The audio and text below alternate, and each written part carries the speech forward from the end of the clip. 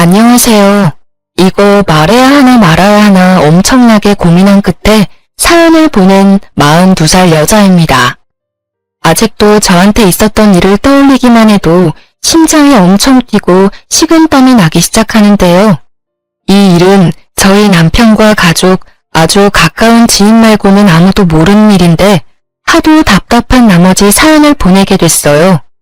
저희 아가씨가 잘못된 사람인지 맞는지 확인해보고 싶은 마음과 조언을 듣고 싶은 마음에 사연을 보내보기로 결정했어요. 다른 시누이들도 이런지 확인해보고 싶은 생각이 들기도 해서 궁금증도 같이 풀고자 이 길고 긴 사연을 적게 됐네요. 동갑내기 남편과 3년 연애 끝에 결혼하게 됐어요. 친구였다가 연애를 하여 결혼한 케이스인데요. 그런 남편한테 6살 어린 여동생이 있다는 것쯤은 알고 있었는데 연애하는 동안 일부러 만나거나 하진 않았었어요. 전 연애하면서 굳이 가족들을 미리 만날 필요까지 있을까? 라는 생각을 가지고 있던 사람이라서 연애하는 동안 남편이 만나자고 하는데도 일부러 만나지 않으려고 자리를 피해왔어요. 근데 지금 생각해보면 미리 만나보는 것도 좋았을 것 같다는 생각을 하기도 하는데요. 그 이유는 우리 아가씨가 매우 별난 사람이기 때문인데요. 아가씨는 기본적으로 좀 이쁘게 생긴 편이에요. 정확히 말하면 싸가지 없게 생겼지만 이쁘게 생긴 건 분명한 얼굴을 가진 사람인데요. 제가 방금 말한 것처럼 우리 아가씨는 생긴 대로 노는 사람이에요. 이쁘게 생긴 편이지만 착하게 생기지 않다는 말로 인물값을 제대로 하더라고요. 기본적으로 예의가 없고 완전 개인주의, 이기적인 사람인데요. 하고 싶은 말이 있으면 걸러서 얘기하지 않고 생각한 그대로 입 밖으로 내뱉어요. 예를 들자면 저와 남편의 상견례 자리였어요. 그때 아가씨를 처음 본 자리였는데요. 안녕하세요. 오빠 여동생 김나영이에요. 예전부터 언니에 대해 많이 들었어요. 오빠가 언니 엄청 착하고 이쁘게 생겼다고 그렇게 칭찬을 많이 해왔었는데 생각한 거에 비하면 그렇게 이쁜 얼굴도 아니네요. 야, 너는 무슨 이런 자리에서 말을 그렇게 해. 넌 입 다물고 가만히 있어. 왜? 오빠가 예전부터 그랬었잖아. 세운이 될 사람 엄청 청순하고 귀엽다고. 내 눈에는 막 귀엽고 그렇지는 않아서 하는 말이야. 오빠 콩깍지 제대로 씌웠구나? 넌 사람 면전에 대고 못하는 말이 없어. 너 끝날 때까지 입 다물고 밥이나 먹어. 아이고 사돈, 제 딸이 아직 철이 없어서 해야 할 말 해선 안 되는 말 잘 구분을 못해요. 이렇게 중요한 자리에서 분위기 어수선하게 만들어서 죄송합니다. 세아가, 내가 얘 대신해서 사과할게. 미안해. 아닙니다. 괜찮아요. 솔직하고 좋네요. 이렇게 기본적인 예의조차 없는 사람이에요. 이건 애교 수준으로 이제껏 엄청 많은 사건 사고가 있었는데요. 우선 아가씨에 대해서 몇 가지 말해보자면 방금 말한 그대로 싸가지를 밥 말아먹은 성격이고 게다가 한 번도 일해본 적이 없는 백수예요. 대학교 졸업한 뒤로 파트타임 아르바이트 몇 개 해본 적은 있는데 그것도 딱 한 달씩만 하고 금방 그만두더라고요. 돈 벌기 너무 싫고 다른 사람 비위 맞춰가면서 일하기 너무 힘들고 싫다고 하더라고요. 사실 저희 시부모님은 재력이 있으신 편으로 건물과 땅이 많으세요. 그래서 아가씨가 시부모님의 재력을 믿고 일을 안 하려고 하는 게 정말 심하더라고요. 시부모님께 한 달에 한 번씩 현금만 100만 원씩 용돈으로 받는 편이고 게다가 신용카드는 별도로 사용하고 있어요. 남편과 시어머님께 들어보니 한 달에 신용카드 값만 1000만 원까지도 나온 적이 있다고 하네요. 평균적으로 300~400만 원은 사용한답니다. 시부모님께선 이 정도 돈은 크게 느껴지지 않을 정도로 재력이 상당하지만 의외로 돈이 많다는 걸 티를 내지 않는 분들이세요. 그래서 시부모님이 돈이 많은 재력가라는 걸 모르고 있으신 지인분들이 더 많다고 하는데요. 검소하게 사려고 하시는 시부모님과 다르게 아가씨는 명품이란 명품을 모조리 사서 그걸 인스타그램에 자랑하거나 친구들한테 뽐내는 걸 그렇게 좋아하더라고요. 그거 믿고 아가씨한테 접근한 친구들과 남자들이 엄청 많았다고 하네요. 아가씨한테 빼먹을 수 있는 거 모조리 다 빼먹고 도망간 사람이 많다고 들었어요. 그것 때문에 한때 아가씨는 우울증으로 고생한 적이 있기도 했지만 그것도 잠시였어요. 다시 우울증을 극복하고 이것저것 사치를 부리기 시작하더라고요. 우울증 극복을 명품으로 해결한 사람 우리 아가씨밖에 없을 겁니다. 그런 아가씨와 정반대 성향을 가진 사람이 저였어요. 외향적이고 예의를 밥 말아먹은 수준인 아가씨와 다르게 저는 조용조용하고 웬만한 일이 아니고서야 크게 화를 내지 않아요. 제가 워낙 조용조용하니까 할 말도 못하고 소심한 사람인 줄 아는데 최대한 말을 아끼는 것뿐이지 할 말은 다 하고 사는 사람이거든요. 손해보는 일 절대 당하지 않고요. 화가 평소에 없을 뿐이지 그 대신 화가 머리끝까지 나면 앞뒤 없이 화를 내는 편인데요. 그런 저의 성격을 유일하게 건든 시댁 식구가 바로 아가씨였어요. 아가씨가 저의 성격을 건든 첫 번째 사건인데요. 한때 아가씨가 성형에 엄청 빠져있던 시기가 있어요. 아가씨는 총 6번 성형을 해왔었는데요. 쌍꺼풀, 뒤트임, 앞트임, 코, 턱, 이마까지 총 6군데를 성형해왔어요. 저와 남편이 이제 막 결혼했을 때가 아마 4번째 성형했을 무렵으로 그때가 코를 건든 시기였는데요. 원래 본판이 이쁜 사람이었다고 들었어요. 근데 성형 때문에 특유의 자연스럽고 이쁜 얼굴이 다 사라진 케이스인데요. 제가 옛날 아가씨의 얼굴을 보니까 정말 말이 안 나올 정도로 이쁘더라고요. 지금도 충분히 이쁜 얼굴이긴 하지만 저는 솔직히 예전 모습이 더 낫다고 봐요. 그렇게 제가 남편과 결혼하고 난 뒤로 6번까지 성형을 연달아하게 됐는데 그것도 모자라서 코 재수술을 하겠다며 시어머니께 돈 달라고 사정사정을 하더라고요. 엄마, 딱 한 번만이야, 딱 한 번. 하나밖에 없는 딸이 이렇게 사정하는데 좀 도와줄 수 없어? 지금 코끝이 너무 마음에 안 든다고. 이것 때문에 신경 쓰여서 잠도 안 와. 너 지금 얼마나 이상한지 알고는 있어? 너 예전 얼굴 하나도 없어. 지금 너 내 딸 아닌 것 같아. 얼굴 싹 변했다니까. 변하려고 성형하려고 하는 거잖아. 예전 얼굴 그대로 남아있게 하려고 누가 성형을 하겠어, 어? 이제 마지막이야, 마지막. 부탁할게. 절대 안 돼. 너 얼굴에만 2천만 원 가까이 들어갔어. 그것도 내 돈으로만. 너희 아빠 또 너 성형수술 시켜줬다는 거 알게 되면 이제 엄마도 가만히 안 둔대. 그러니까 이제 엄마한테 성형비 달라는 소리 절대 하지 마. 이제까지 시어머님이 아가씨 성형 비용만 2천만 원 가까이 지원해줬다고 하더라고요. 아버님은 끝까지 성형하지 말라고 반대했었는데 그런 아버님의 말을 무시하고 본인 고집대로 성형한 결과 아버지한테 제대로 혼냈다고 들었어요. 약 3개월 동안 용돈이 끊기고 한 달 동안 외출금지까지 당했었는데요. 근데 그것도 금방 까먹은 건지 이번에 또 성형하고 싶다고 시어머님께 엄청 징징거렸었네요.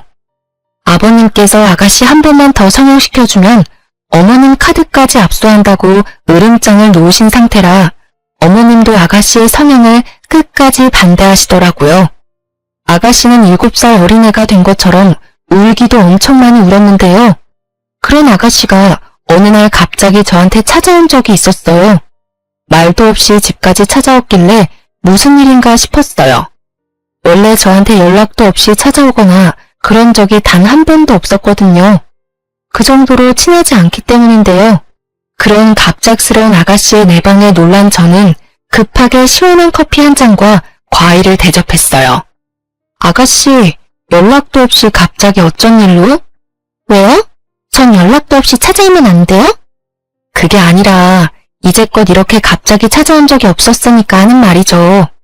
됐고요. 저 언니한테 할 말 있어서 왔어요. 언니도 알죠? 우리 엄마도 이제 나 성형 안 시켜주는 거. 원래 엄마가 모두 지원해주던 부분인데 아빠 때문에 엄마도 이제 성형 안 시켜주더라고요. 딱 마지막으로 코 재수술하고 싶은데 하필 이때 아빠가 엄마한테 겁주는 바람에. 언니가 이번에 제 성형 비용 좀 보태줄 수 있어요? 이런 일이 혹시 있을까봐 돈 조금 모아둔 게 있어요. 근데 돈이 좀 모자란 것 같은데 언니 조금만 도와줄 수 없을까 해서요. 아니요. 미안하지만 전혀 해줄 생각 없어요. 어머님도 안 해주겠다는 거 왜 제가 해드려야 해요? 언니 모아둔 돈 좀 있는 걸로 알고 있는데요. 그거 계속 갖고만 있으면 뭐 할 건데요? 쓰라고 있는 돈 저한테 빌려준다 생각하고 주면 안 돼요? 모아둔 돈이 있어도 그거 다 내가 쓰려고 모은 돈이지 아가씨한테 주려고 모아둔 돈이 아니잖아요. 그걸 왜 아가씨가 달라고 말해요? 무슨 자격으로? 그리고 아가씨 태도가 참 웃기네요. 따지고 보면 돈 빌려달라고 말하러 온 사람이면 예의 좀 갖추고 빌려달라고 말해야 하는 게 맞지 않나? 아무리 내가 아가씨 가족이라고 해도 그렇지 어떻게 이런 식으로 돈 달라고 말할 수가 있어요. 와, 지금 돈 좀 있다고 유세 떠는 거예요? 시부모님 못지않게 제 친정도 어느 정도 부유한 편에 속하거든요. 그리고 친정과 별개로 제가 돈을 잘 버는 직업을 가지고 있기 때문에 다른 친구들에 비해서 월급을 많이 받는 편이에요. 그걸 알고 있던 아가씨는 그걸 믿고 저한테 찾아온 것 같더라고요. 남편한테 부탁할 수 있지만 분명 시부모님 귀에 들어갈 게 뻔하니까 저한테 이렇게 찾아온 것 같은데 전 아가씨에게 돈 빌려줄 생각이 전혀 없었어요. 평소에 저한테 살갑고 잘해주기만 했더라면 저는 충분히 아가씨한테 잘했었겠죠. 근데 아가씨는 저한테 잘해준 게 전혀 없고 오히려 예의 없게 대해온 적이 많기 때문에 그런 아가씨에게 단돈 10원이라도 주고 싶은 마음이 없었어요. 유세라니요? 제 돈을 그냥 아가씨한테 안 준다는 말을 했을 뿐이에요. 어머님, 아버님이 하지 말라는 건 다 이유가 있어서 하지 말라고 하신 건데 끝까지 해야겠어요. 돈 안 줄 거면 그런 말도 하지 마세요. 참, 돈 안 주실 거면 카드라도 주세요. 할부로 해서 매달 갚을게요. 전 절대 안 빌려줄 거니까 그만하세요. 더 이상 아가씨랑 입씨름하고 싶지 않아요. 좀 빌려줘요. 언니 돈 많잖아요. 일도 꾸준히 하는 사람이 그깟 돈 몇 푼이 뭐라고 왜 안 빌려주는 거예요? 아가씨는 저한테 카드와 돈을 빌려달라고 우기고 전 절대 안 준다고 실랑이를 하고 있는데 때마침 남편이 퇴근하고 집에 도착했습니다. 아가씨가 저한테 돈 달라고 있는 현장을 직접 목격하게 된 거였죠. 남편은 버릇없이 저한테 돈 달라고 하는 아가씨의 모습에 엄청 화가 났습니다. 생각보다 빨리 집에 도착한 남편을 보고 아가씨는 몹시 당황했죠. 사실 아가씨는 남편 몰래 저한테 돈을 빌릴 생각이었어요. 그래서 일부러 남편 퇴근하기 전에 저희 집에 왔던 거였는데 생각보다 남편이 빨리 퇴근해서 왔던 거였죠. 오빠, 언제 왔어? 생각보다 빨리 퇴근했네? 너 이 시간에 여기서 뭐해? 돈이라니?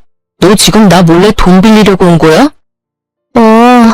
엄마가 끝까지 안 주니까 오빠한테 이렇게 들킨 김에 솔직하게 말할게. 오빠, 나 돈 좀 빌려줘. 언니도 끝까지 돈 안 빌려주네? 오빠도 돈 조금은 있을 거잖아. 딱 한 번만, 응? 너 언제까지 이렇게 생각 없이 살 거야? 돈 필요해도 그렇지 새언니한테까지 찾아와서 돈 빌릴 생각을 해? 너 정말 철이 없어도 너무 없다. 너 당장 나가. 너 돈 때문에 이런 식으로 찾아오는 거 하나도 안 반가워. 당장 가. 돈 빌려줄 때까지 절대 안 가. 내가 평소에 오빠나 언니한테 돈 빌려달라고 부탁 잘 안 하잖아. 하나밖에 없는 동생이 돈 좀 빌려달라고 사정사정을 하는데 한 번쯤 빌려줄 수 있는 거 아니야? 돈 안 주면 집에 안 가겠다는 아가씨의 진상짓에 결국 시어머님을 불렀습니다. 아가씨는 거의 애처럼 울고 있던 중 시어머님은 식은땀을 흘리면서 저희 집에 급히 도착하셨어요. 야, 너 여기서 뭐 하는 거니? 미친 거 아니야? 아이고, 우리 며느리가 이 시간까지 쉬지도 못하고 내가 대신 사과할게. 너 당장 나와. 집에 가서 얘기해. 어머님, 아버님, 잠시 물 한 잔이라도. 아니야, 너 내일 출근해야 하는데 빨리 자야지. 나 이 계집애랑 얘기 좀 해야겠다. 시어머니께서는 아가씨의 머리채를 잡고 집으로 돌아갔습니다. 집에서 아가씨를 기다리고 있던 아버님은 역대급으로 화를 엄청 내셨다고 들었어요. 뺨까지 맞았다고 하네요. 그리고 당분간 아가씨가 쓰고 있던 신용카드 정지를 시킨다고 하셨습니다. 그렇게 돈 쓰는 걸 좋아하던 아가씨는 거의 3달 정도 신용카드를 쓰지 못하고 용돈도 받지 못하여 집에만 있었다고 하네요. 성형을 더 이상 하지 않고 일자리를 알아보기로 한 조건으로 다시 신용카드를 사용할 수 있었어요. 용돈도 받을 수 있게 됐고요. 그렇게 한동안 조용하게 지내고 있었는데 아가씨가 결혼에 대해 슬슬 말하기 시작했어요. 사실 아가씨는 일을 하고자 하는 마음은 오래전에 이미 접은 상태였지만 결혼을 빨리 하고 싶어 했어요. 그것도 돈 많은 남자한테 시집가는 게 목표였어요. 예전에 아가씨가 이제껏 얼굴만 보고 남자를 만났었는데 다들 아가씨 돈만 탐내던 나쁜 남자들이라 이제 본인이 돈 많은 남자를 만나보고 싶다고 하더라고요. 한동안 연애를 하지 않고 혼자 놀고 먹고 사는 것 같더니 주변 친구들이 슬슬 결혼하기 시작하니까 본인도 결혼을 해야 할 것만 같다면서 주변 친구들한테 선자리를 마련해달라고 부탁을 하는 눈치였어요. 몇 번 선자리에 나갔었지만 워낙 아가씨가 푼수이며 직업조차 없으니까 남자들이 하나같이 애프터 신청을 하지 않았다고 해요. 나이가 1살이라도 어렸을 땐 그래도 젊고 이쁜 걸로 매력 어필할 수 있었다고는 하지만 20대 때와는 다르다는 것을 몸소 느끼고 있는 것 같았어요. 취집이 꿈이라고 하던 신우이는 결혼을 포기해야 하나 싶었는데 마지막으로 나갔던 주선자리에 괜찮은 남자를 만났다고 하더라고요. 선을 보고 나서 밖에서 시어머님과 아가씨 저 이렇게 셋이서 만나 저녁을 같이 먹으러 갔었는데요. 그때 신우이가 선본 남자에 대해서 자세하게 말해주더라고요. 저보다 1살 많은 사람인데 회사 하나 운영 중이라고 하네. 키도 180cm는 훌쩍 넘어 보이고 회사가 엄청 잘 되는 것 같아 보여.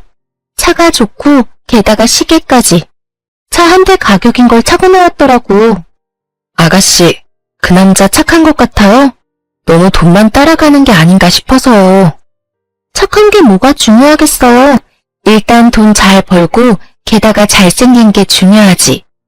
사실 주변 친구들 다 하나같이 능력 하나도 없는 남자들이랑 사귀더니만 그 남자들이 어느 순간 성공해서 큰돈 만지고 있더라고. 그래서 내 친구들은 그거 하나 믿고 지금 엄청 떵떵거리고 살아요. 개구리 올챙이 쪽 생각 못한다더니 옛날에 남자친구 못났던 건 생각 못하고 성공하니까 그때 바로 결혼하더라고요. 오히려 내가 남자친구 안 사귀고 혼자 지내니까 날 좀 우습게 생각하는 것 같기도. 야, 그 친구들 욕할 거 하나도 없어. 지금 남편들이 아무리 못났어도 사람 함부로 안 버리고 끝까지 옆에서 자리 지키고 있었던 거잖아. 당연히 성공하면 결혼하는 게 당연한 거고. 너는 그런 애들이랑 다르게 남자 얼굴만 보고 사귀느라 이제껏 엄마랑 아빠가 힘들게 번 돈 다 남자한테 뜯기기나 하고. 너나 잘해 너나. 오늘 선본 남자가 아무리 사업가라고 해도 너무 믿지 마.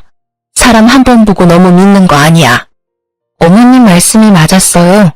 사실 아가씨는 남자 보는 눈이 하나도 없거든요. 선본 남자가 잘생기고 돈 많은 청년 사업가라고는 하지만 딱 한 번만 보고는 전부는 알 수 없는 거잖아요. 너무 믿지 말고 몇 번 더 만나보고 이 사람 괜찮다 싶을 때 연애하든 결혼하든 알아서 하라고 했더니 그런 어머님과 저의 말을 무시하고 벌써부터 결혼할 생각을 하더라고요. 남자 쪽에서도 아가씨가 마음에 들었는지 연애하자는 말을 하지 않고 결혼하자는 말을 은근슬쩍 했다고 했다네요. 그 말을 듣자 어머님은 좀 걱정이 됐지만 그래도 이렇게 보잘것없는 딸과 결혼해주겠다는 남자가 있을 때 어서 시집 보내야 되겠다는 생각을 하셨어요. 근데 아가씨가 결혼에 대한 생각이 강해질 때쯤 슬슬 돈에 대해 걱정을 하기 시작했어요.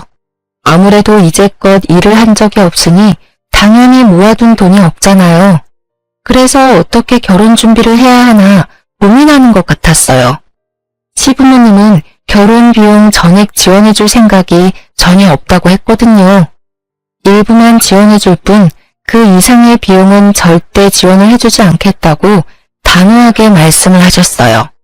아무리 결혼할 남자가 돈 많은 청년 사업가라고 해도 여자 쪽에서도 어느 정도 돈을 갖고 있어야 하는 게 맞다 보니 신우는 걱정이 많아 보였어요. 그런 아가씨가 금요일 저녁에 우리 부부에게 같이 밥을 먹자고 했는데요. 퇴근하고 같이 만나자고 하더라고요. 저와 남편은 회사가 가까워서 같이 만나 약속한 가게로 갔어요. 그렇게 같이 저녁을 먹으면서 아가씨가 만나자고 한 이유를 듣게 됐는데요. 언니, 오빠, 나 결혼하고 싶은 남자 있는 거 알지? 그 남자 절대 놓치고 싶지 않은데 내가 돈이 하나도 없잖아. 아빠랑 엄마가 7천만 원까지만 줄 생각이라고 그 이상은 절대 안 주겠다네. 딱 1억 채워서 시집가고 싶은데 오빠랑 언니 돈 있으면 3천만 원만 줄 수 있어? 3천만 원이 땅 파면 나오는 돈인 줄 알아? 내가 그걸 왜 너한테 줘야 하냐? 그러니까 돈 좀 모으면서 살지.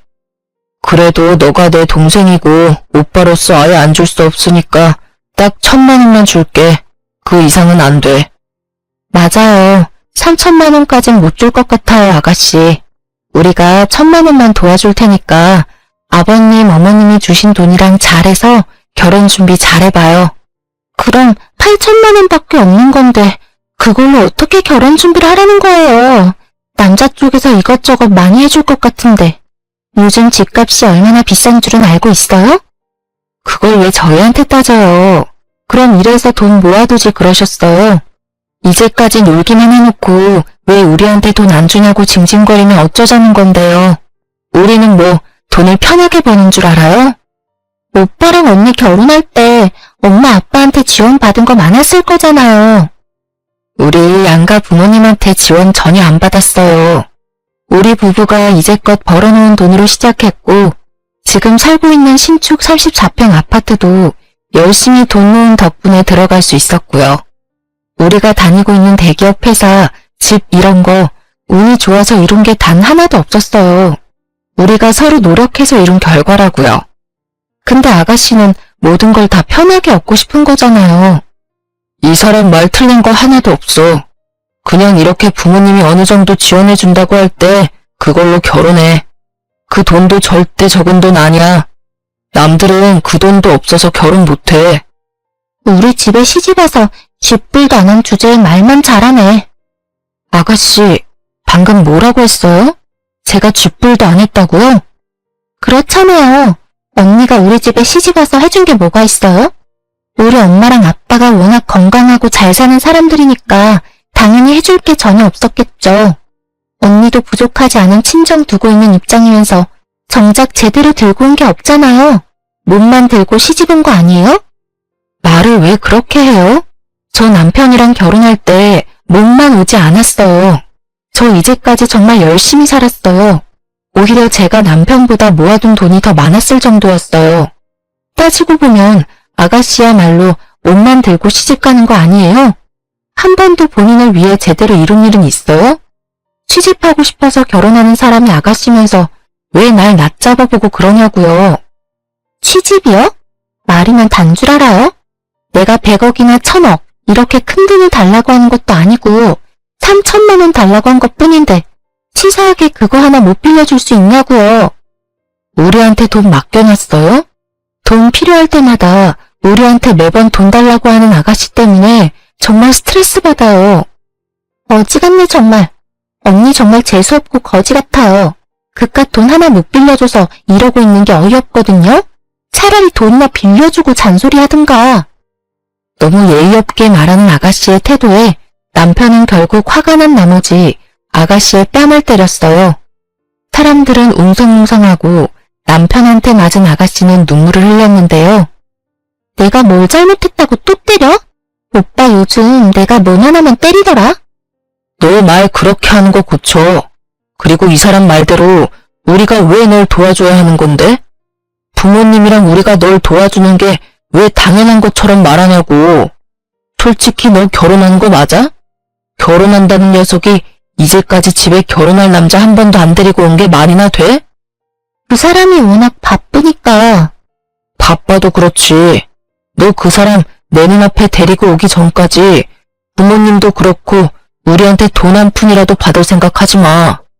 그 사람이랑 그렇게 결혼하고 싶으면 그 돈 많은 남자한테 결혼 비용 전부 내라고 하던지. 그리고 너 당장 언니한테 사과해. 몸만 왔다, 아무것도 안 했다. 이딴 말을 너가 왜 하는데? 엄마도 가만히 있는 걸 왜 너가 이래라 저래라 말하냐고. 정작 아무것도 안 하고 있는 놈이. 너 당분간 우리 볼 생각하지 마. 이날 남편한테 제대로 혼난 아가씨는 집에 가서도 시부모님께 엄청 혼났어요. 아가씨를 집으로 데려다 줄 겸 시부모님한테 이날 있었던 일을 모두 말하기 위해 아가씨를 데리고 시부모님 댁으로 바로 갔었는데요. 시부모님은 이날 있었던 일에 대해 전부 들은 순간 화가 엄청 나셨어요. 야, 너가 뭔데 오빠네한테 돈을 달라고 뻔뻔하게 요구를 할 수가 있어. 우리가 7천만 원 주는 것도 모자라다고 했다며? 이게 정말 정신이 어떻게 된 거야? 너 게다가 새언니한테 몸만 왔다는 둥, 거지 같다는 둥, 그런 말 정말 했어? 솔직히 이해가 안 가. 시동생한테 돈 주는 게 그렇게 아깝나? 엄마도 그래. 하나밖에 없는 딸이 시집 간다는데 고작 7천만 원밖에 안 줘? 너가 뭔데? 이제까지 엄마 아빠 돈만 축 내던 년이 7천만 원 받는 것도 감사하게 생각해야지. 지금 너가 더 거지 같아. 오빠는 장가 갈 때 우리 돈 하나도 안 가져갔어. 그리고 너가 몰라서 하는 말 같은데 너 새언니는 우리 집에 시집 올 때 나한테 명품 가방이며 용돈 쓰라고 2천만 원까지 줬던 사람이야. 절대 몸만 온 사람이 아니라고. 지금 이 나이에 부모님 도움 하나도 안 받고 사는 부부가 얼마나 많을 것 같아? 너 새언니 발톱 때만도 못한 인간이야. 그런 너가 새언니한테 그런 말 할 자격 전혀 없어. 엄마는 누구 편이야? 내가 죽는다고 해도 그런 말 할 거야? 결국 시어머님은 화를 참지 못하고 주방에 있던 가위로 아가씨의 머리카락을 듬성듬성 자르기 시작했어요. 결국 더벅머리로 숏컷이 돼버렸는데요. 항상 긴 생머리만 고집하고 머리에만 한 달에 100만 원 가까이 투자하던 아가씨는 이날 하도 울어서 탈수 증세까지 왔었어요. 곧 결혼을 앞두고 있는 아가씨 입장에서 당연히 놀랄 일이죠. 그런 와중에도 결혼 준비를 하려고 하던 아가씨에게 안 좋은 소식이 들렸는데요. 아가씨가 상견례 자리를 갖기 전 결혼할 남자친구를 우리에게 소개시켜준다고 자리를 마련하려고 했어요. 그렇게 저녁을 같이 먹기로 날을 잡았는데요. 같이 저녁 먹기로 한 당일 갑자기 아가씨한테 울면서 전화가 왔습니다. 놀란 우리는 서둘러 아가씨한테 갔는데요. 시댁에 도착하니 시아버님은 말없이 담배만 피우시고 시어머님은 침대에 누워서 시름시름 앓고 있었습니다. 거실 바닥에서 아가씨는 엉엉 울고 있었고요. 알고 보니 결혼 약속을 한 남자친구가 사기꾼이라고 하더군요. 청년 사업가라는 것은 전부 거짓말이었고 아가씨처럼 순진한 사람들만 꼬셔서 돈을 받아내던 사람이더라고요. 알고 보니 전에도 몇 명의 여자들과 결혼 약속을 잡아놓고 수천만 원씩 돈을 받아낸 뒤 잠수를 탔던 사람이었습니다. 다행히 아가씨는 부모님께 받기로 한 7천만 원 모두 사기당하진 않았지만 약 2천만 원 가까이 뺏겼다고 들었어요. 그래도 2천만 원이란 돈이 절대 적은 돈이 아니잖아요. 시부모님은 끝까지 속만 썩이는 아가씨 때문에 많이 지친 상태였어요. 아가씨는 결혼 사건 이후 한동안 쥐 죽은 듯이 지내는 듯 했어요. 시부모님도 화병까지 찾아올 정도로 많이 스트레스를 받아 했지만 좀 진정된 느낌이 들었어요. 이 시기에 전 임신하게 됐어요.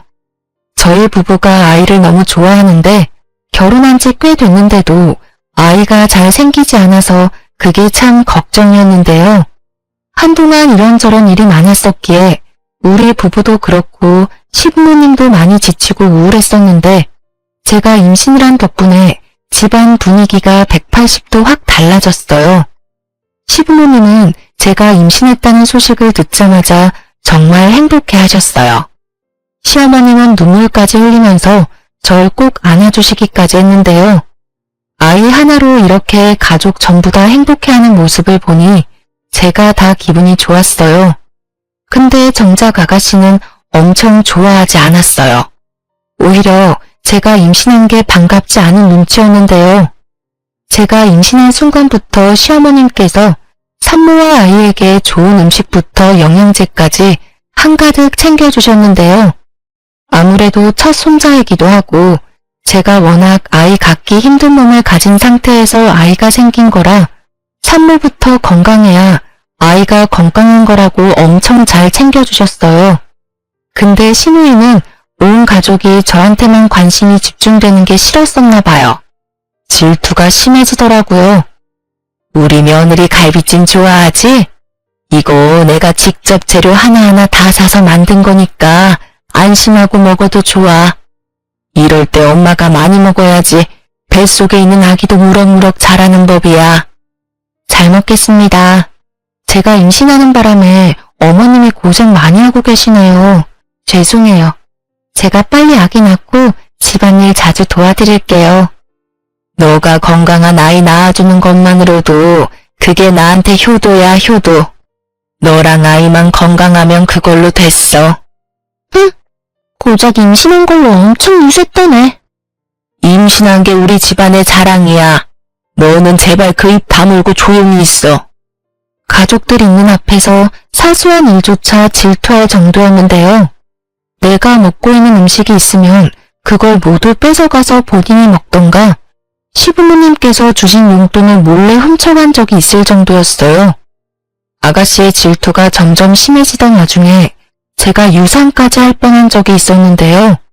저와 시부모님 아가씨 이렇게 주말에 만나 동네 공원 산책을 한 적이 있었어요.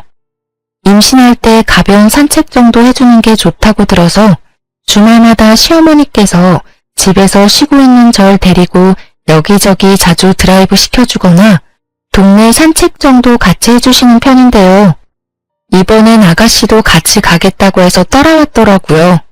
날도 좋아서 천천히 산책하고 있었는데 아가씨와 어머니께서 목이 마르다고 하더라고요. 시어머니께서 공원 계단에 잠깐 앉아있으면 카페에서 음료 몇 개 사온다고 하시더라고요. 그래서 아가씨와 전 계단에 앉아서 어머님을 기다리기도 했는데요. 아가씨, 여기 뷰 엄청 좋지 않아요? 사진 찍기 좋을 정도예요. 그렇네요. 언니 여기 앞에 서볼래요? 그럼 제가 사진 찍어줄게요. 하늘이 맑고 공원 뷰가 너무 좋았었기에 아가씨가 공원을 배경 삼아서 사진을 찍어주겠다고 했어요. 그렇게 전 사진 찍기 위해 자리를 잡으려고 하던 찰나에 아가씨가 계단에서 절 밀치더라고요. 너무 놀란 저는 허우적거리다가 다행히 계단 난간 손잡이를 잡았어요. 뒤에서 밀친 아가씨 때문에 저는 발목에 접질리게 되고 계단에서 뒹굴 뻔했는데요. 다행히 발목만 접질렸고 다른 곳은 크게 다치지 않았어요. 자칫 제가 계단에서 굴렀더라면 아이를 잃게 될 수 있었어요. 저는 결국 자리에 주저앉아 놀란 나머지 엉엉 울게 됐습니다. 아주 서럽게요. 언니 표정 좀 봐. 언니 정말 놀랐나 보네요. 장난인데 왜 울고 그래요? 야, 너 지금 뭐 하는 짓이야? 어머어머, 우리 새아가 괜찮아? 다친 곳이라도 있니? 저 멀리서 지켜보고 있던 어머님께선 소리를 지르며 저한테 달려오셨어요.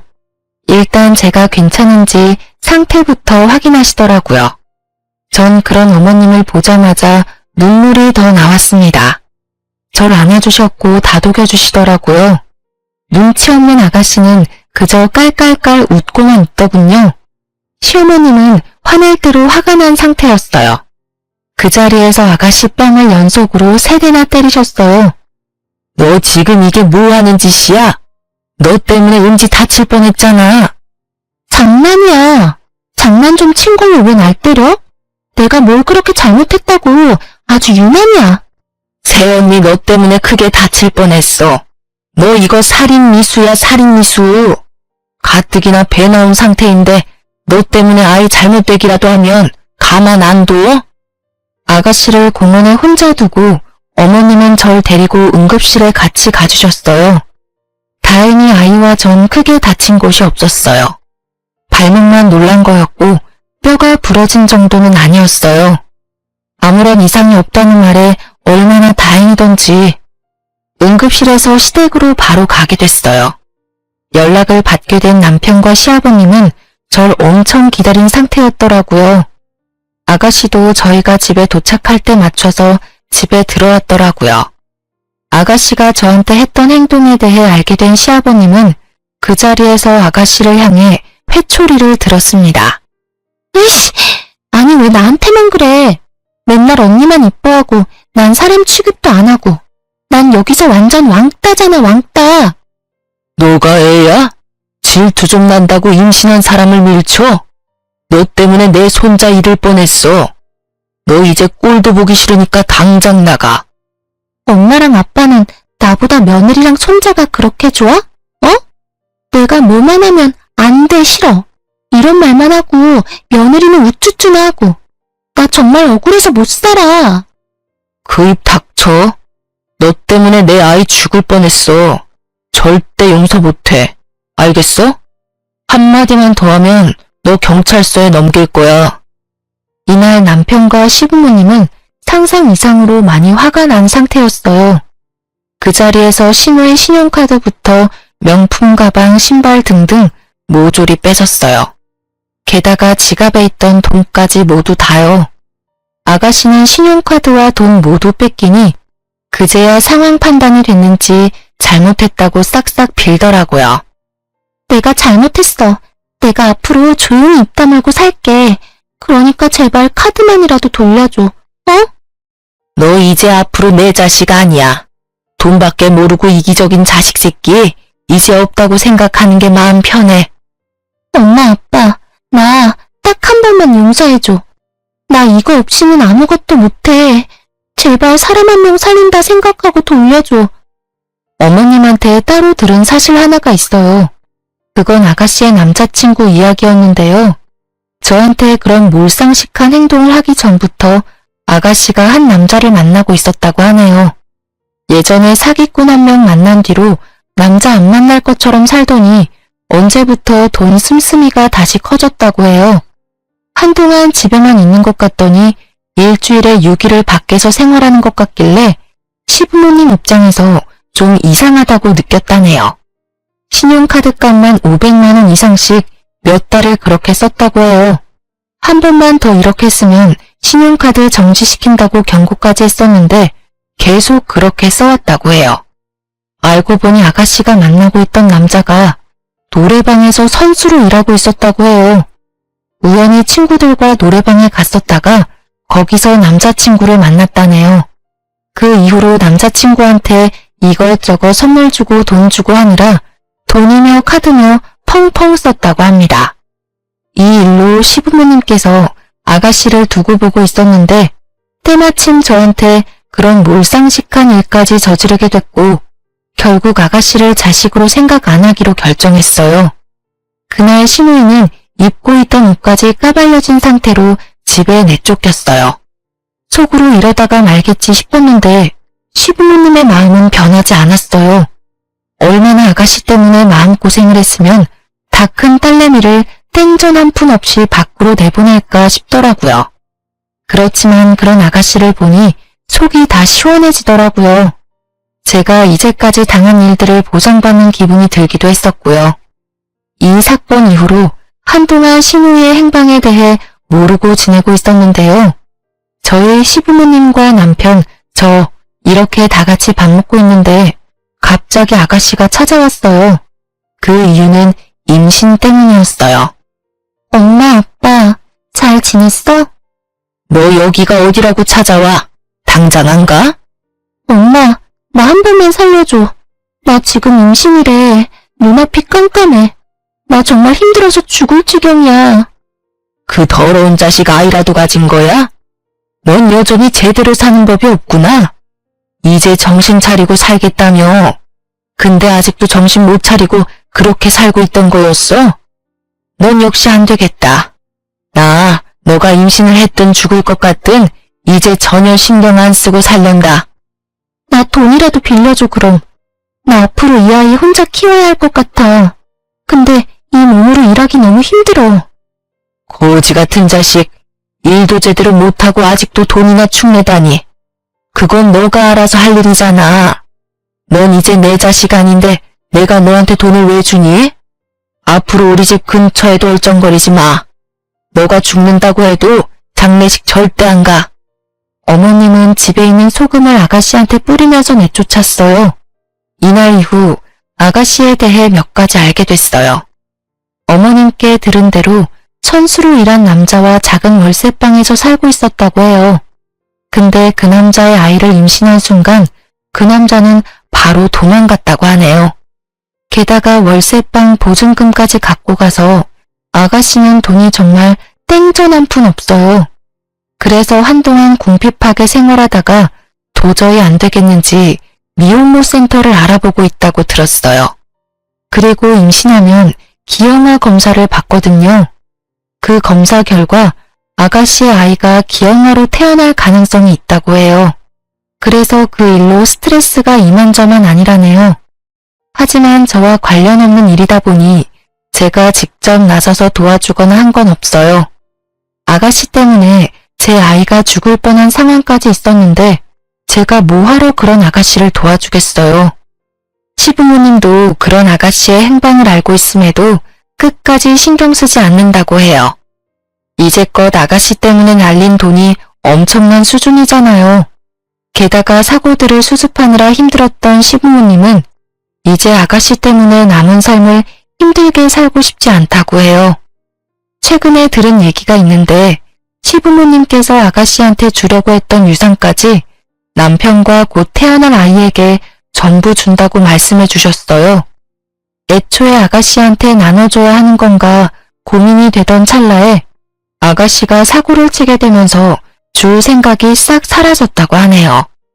처음에 괜찮다고 거절은 했었지만 오히려 시부모님이 괜찮다고 앞으로 이 험한 세상 살아가야 할 우리 손자를 위해서라도 받아야 한다고 시부모님께서 말씀해 주시더라고요. 가끔 아가씨한테 전화가 오고 있는데 전 절대 받지 않고 있어요. 시어머님한테도 가끔 문자나 전화로 본인이 어떻게 살고 있는지 알려준다고 하는데 어머님은 절대 전화를 받지 않는다고 해요. 남편은 가끔 저한테 아가씨 때문에 고생시킨 거 너무 미안하다고 사과합니다. 아가씨 때문에 우리 아이를 잃을 뻔한 걸 생각하면 아직도 가슴이 쿵 하고 내려앉는 것 같다네요. 저도 마찬가지로 그때 생각만 해도 아찔해요. 한때 편하게 돈만 쓰면서 살던 아가씨가 질투와 남자 눈에 멀어서 결국 본인 인생을 망쳤어요. 앞으로 아가씨 때문에 마음 고생할 일이 없어서 너무 행복하고 좋네요. 곧 태어날 아이만 신경 쓰고 살 생각이에요. 어머님, 아버님도 곧 태어날 손자가 너무 보고 싶다고 노래를 부르세요. 전 이번 결혼 생활을 하면서 느낀 게 있다면 남편을 보면 그 가족에 대해 안다고 하는데 꼭 그렇지만은 않았어요. 개인적인 생각으로는 남편이 가운데서 어떻게 행동하느냐가 매우 중요한 것 같아요. 그리고 집안의 중심이자 어른인 시부모님도 어떤 사람인지 꼭 볼 필요가 있다고 생각해요. 한때 고생은 많이 했었지만 앞으로 열심히 행복하게 살 생각이에요. 이제까지 저의 이야기를 들어주셔서 감사합니다.